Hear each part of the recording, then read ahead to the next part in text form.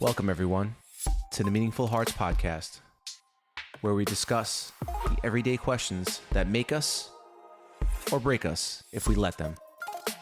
With your hosts, Drew and Daniella. Take our hands and let's walk this journey together.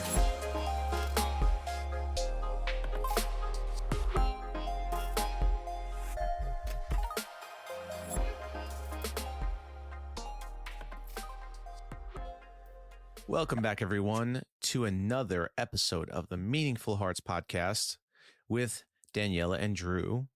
And today we're going to go back to that fun segment called Questions to a Therapist, where I put Daniella in the hot seat a little bit and we talk about fun questions that therapists can answer only because they're the professionals and we're not. Well, I think you could answer these questions for yourself. Just saying. Yeah, but it's so much better when you, is that a word? So much better? Is that proper? Yes. It's so much better when you ask a professional and you get that professional opinion and then you realize for a moment, hey, that's the same answer I would have had. So that makes me kind of a professional. Right. And I could pat myself on the back and I could say, well. Yeah, absolutely. You're right. Are you ready for the question? I am ready. We'll piggyback on a series of questions. It'll be like monkeys in a barrel, pull one out, and then there's like 3 or 4 attached. Sure. I would say that I'm ready for the first one. I don't know about the other ones that might come after that. All right. So I wanted to talk about habits. Not the good habits, because we all have good habits. Gee. But for those some unfortunate ones that have bad habits. Habits that really we want to change, but we don't know how to start. How would you go about that? Hey, I'm a client of yours, and the issue that I have is I want to do better. I'm down on myself. I feel down, and in reality, I want to make this change. I want to make a change, and I want to stop eating sweets because sweets just they don't give me good energy. I feel tired. It bothers my stomach, but I just, I'm crashing during the day. It's something I can grab and I can eat and I really enjoy. And it does give me some joy, but overall there's no benefit past that moment of like eating it. So what do I do? Like, how do I go about that? Because I feel like I make a promise to myself and I always go back. And I feel so bad. But when I feel bad, I want to do it more. Does that make sense? Yes. And then it becomes a cycle. The more that you engage in the behavior, the more that you end up doing the behavior. So I had 3 things that I was writing down to share. And the third one is slipping my mind. But I'll start with the first one. So the first thing that I would consider doing is exploring when the behavior is happening. It's kind of like starting to track it, right? When is it happening? At what time of the day? And then I would further go on from there, depending on what that is, into the relationships. Like if you're specific with the snack, right? The relationship that you have with food as a whole, because it is about the relationship that we have. So that's one of the things that I would do. I actually thought of the third thing. So of course. Nice. The second thing is breaking it down into the most manageable thing possible. It's about taking action, but what action steps are you willing to start? So like, okay, for example, it's with snacking, right? Can the smallest step be for you to, okay, if you pick up a granola bar, can you write down what's within the granola bar that's good for you versus what's bad for you and start there? I would probably teach SMART goals because SMART goals, unfortunately, we weren't taught them in school, or if our parents didn't know, we didn't know. So that's very unfortunate. But SMART goals are very, very, very, very helpful. So I would do that. as well. I would keep that in mind. And then the third thing, this would require, I guess, open minded thinking. And the best way that I can describe how I would do it is through an example. So, say, for example, you get into a car accident, right? Knock on wood that you get into a car accident. I just knocked on wood. I had to do that. So say, Knock for on wood example, too. yeah, Drew, you get into an accident, right? The next time that you go into get in, that you go get, you can't English. The next time that you go to get in your car, you become really anxious. And so you choose to not get in the car. Now, as you continue to engage in this behavior and you become more anxious, it's going to prevent you from being able to drive. And what most people do is they try to fight through the anxiety. They try to fight, and then they become self-critical. This is impeding my ability to drive, et cetera, et cetera. But what I would do is I would try to explore the positive intention behind the anxiety. Because right now you're meeting the anxiety with resistance. You're trying to fight through it. You're trying to power through it. But what if we take a moment to look at anxiety as having positive intention? Because if I were to ask you, okay, so ultimately, what is the anxiety trying to do for you? Anxiety is trying to keep you safe. Yes, exactly. And so when we look at the positive intention of the behavior as opposed to the behavior as causing us trouble, we can then choose to say, oh, thank you for keeping me safe, for trying to keep me safe. But I think that I got this right now. And if I need you, I will call upon you. And so how that relates to the snacking is I would ask, can we understand the positive intention behind you trying to snack? Like, what are you trying to fulfill, as opposed to the way that it actually makes you feel? Because obviously, if it's a behavior that you don't want to continue doing, it's impacting you negatively in some way.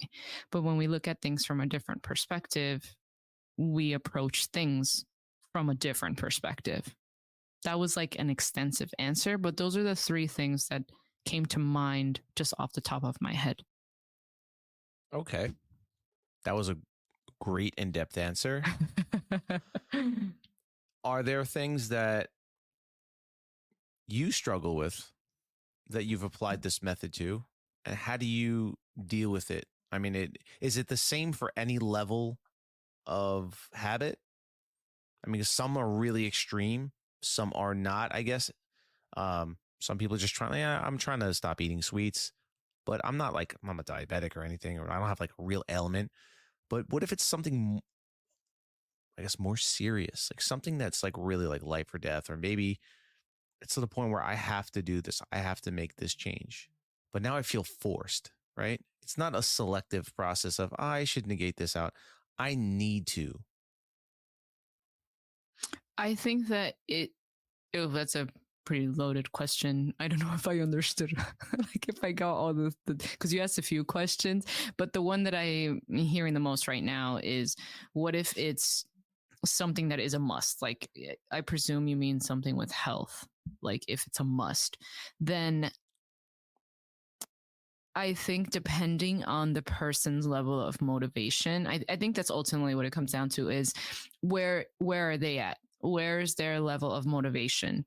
Does it feel like an obligation to them? Are they more in their head about it? And do we need to help them get out of their head and just start to take those uncomfortable action steps? It really is circumstantial, but I think starting with where they are. I don't know if I answered your question. I'm thinking about it. That makes sense. I mean, I didn't give you I gave you more of a broad question. My question is, yes, that's true. As far as like, I guess based on the severity of it, but how about if, damn, I lost my train of thought. Well, I can actually answer another question that I remembered you had while you gather your train of thought. Because you asked me what I do Like if there's things that I've incorporated for myself, and I've actually incorporated all three. So something that I continue to struggle with is biting my nails and like picking at them. And I'm at a point where I know what's causing the behavior, and I'm trying to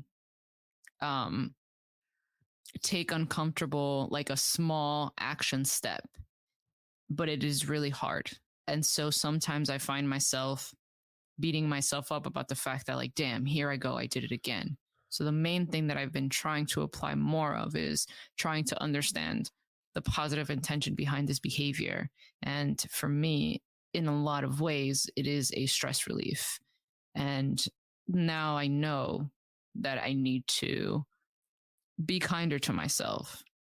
Something else that I've applied, one of the three that I just shared, is I know that I have to do workshops and seminars, and I have to do notes, and I have to do research. And yet I continue to engage in the bad behavior of procrastinating because I get so overwhelmed. And so what I did, I literally created a SMART goal and said, okay, what's the smallest thing that I can do? What's one thing that I can pick that becomes manageable? And that's been helpful for me. So that was like a second answer to your question. And granted, it does take practice. I'm not saying that I literally have like a ripped nail from the other day right now, but that doesn't mean that I am going to stop trying.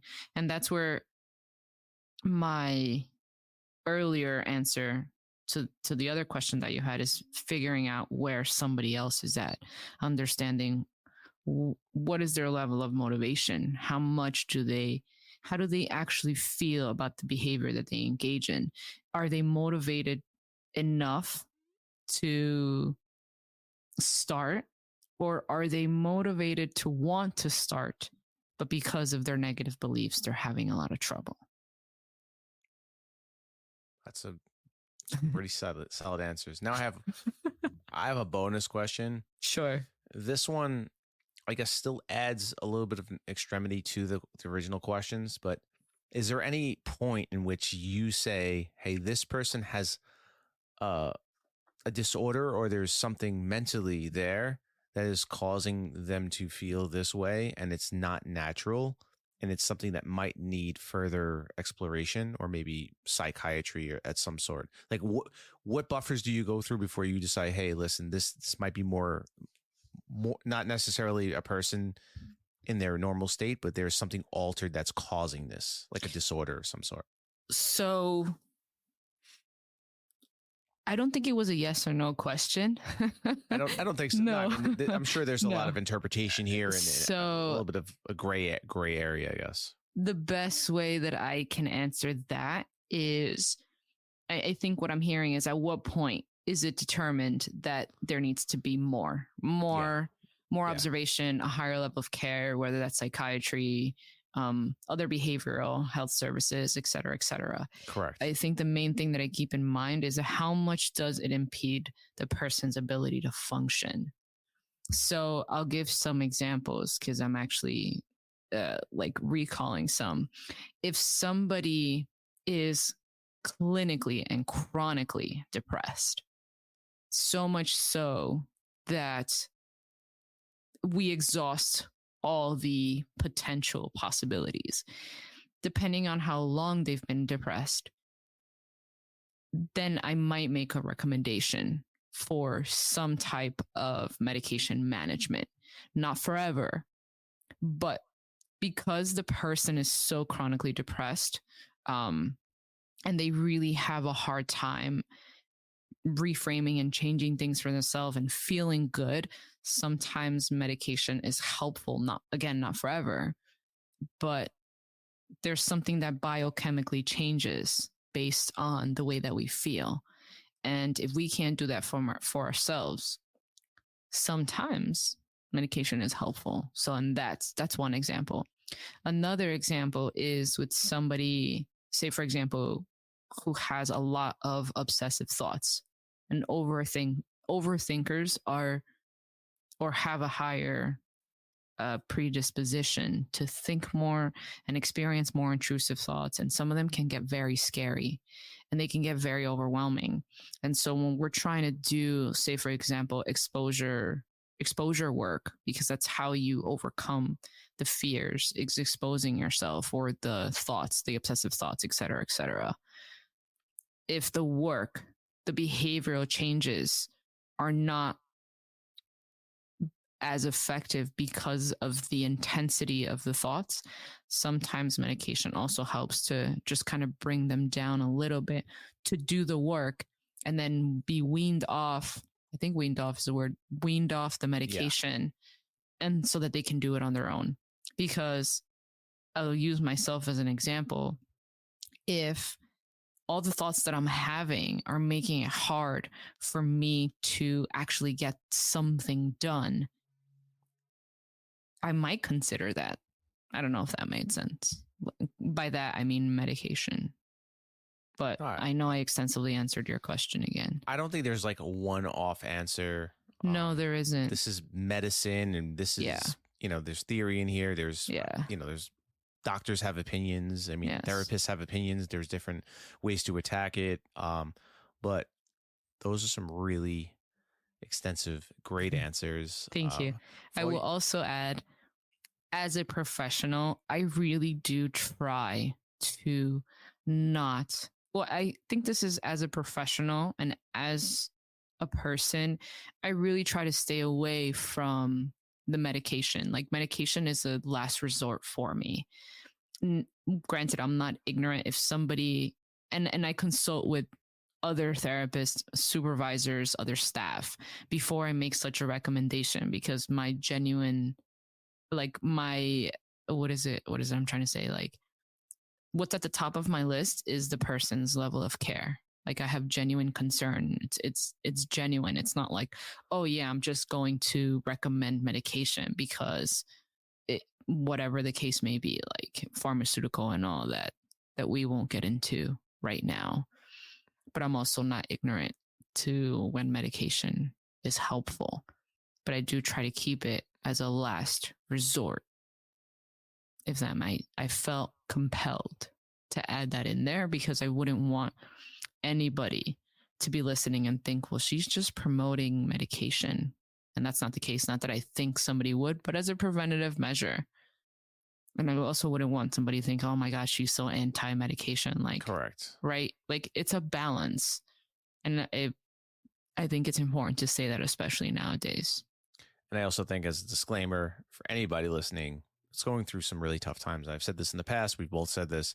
Seek a professional help. Speak to somebody. Do not take this as a prescription to do any of the sorts. This is more for, listening purposes and getting ideas, but always speak to a professional. Daniella is a professional. I am a professional. She is a professional. but I'm one of many. Don't self-diagnose yourself. Self-help is that space where a lot of people self-diagnose and they go about it. Be reasonable with yourself. And if you're feeling alone, or you're feeling like it's challenging, or there's something else more going on, speak to a professional and get the help that you need, and be guided in that way. Okay? Okay. Daniella, thank you very much for your professional input and your awesome answers. Thank you for asking those questions. And we all thank you for listening. We hope that you have a wonderful day, night, whatever time you're listening to this, and we will catch you on the next one.